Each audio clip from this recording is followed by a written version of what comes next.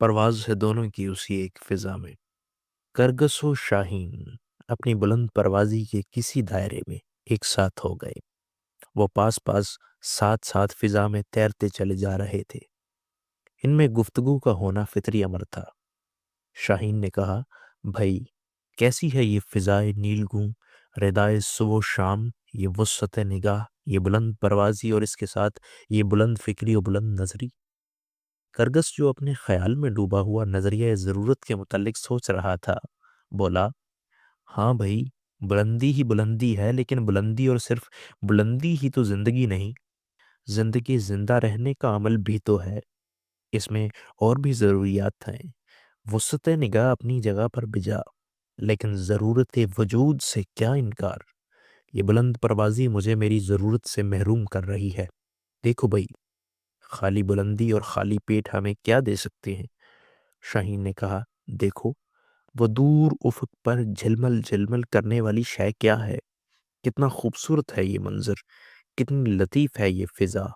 آؤ بھائی ستاروں کی دنیا میں چکر لگائیں، آؤ دیکھیں سورج کہاں سے نکلتا ہے، کہاں ڈوبتا ہے، آؤ راز ہائے سربستہ دریافت کریں، آؤ معلوم کریں کہ یہ سب کیا ہے، یہ آبادیاں کیا ہیں، کیوں ہیں، کون ہے جو ہر شے کو حرکت عطا کرتا ہے، کس کس نے سب کو اپنے اپنے محور و مدار میں جکڑ رکھا ہے۔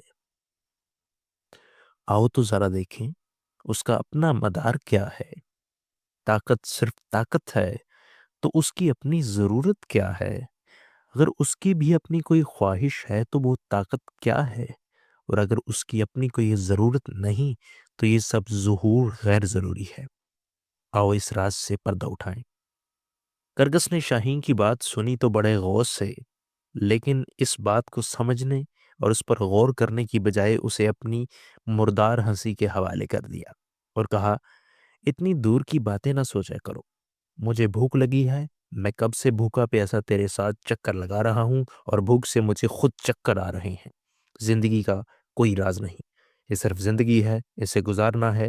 بہر صورت زندگی صرف آگ ہے، اور یہ آگ زندگی کے ہر حصے میں ہے، دل میں، دماغ میں، نفس میں، اور سب سے بڑھ کر پیٹ میں۔ پیٹ کی آگ کو بجھانا آسمانوں کی پرواز سے بہتر ہے۔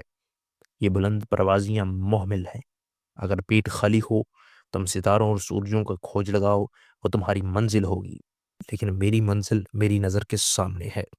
وہ دیکھو ایک مرا ہوا گھوڑا۔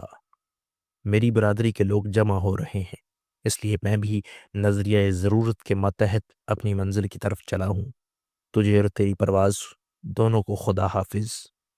یہ کہتے ہوئے کرگس نے ایک سیدھا غوطہ زمین کی طرف لگایا اور آنن فانن اپنی منزل مردار تک پہنچ گیا، اور شاہین بدستور رازہائے سربستہ کی تلاش میں، بلند سے بلند تر کی جستجو میں، وحدت و یکتائی خیال کے تصور میں، زندگی اور ماورائے زندگی کو جاننے کی آرزو میں سرگرداں ہے۔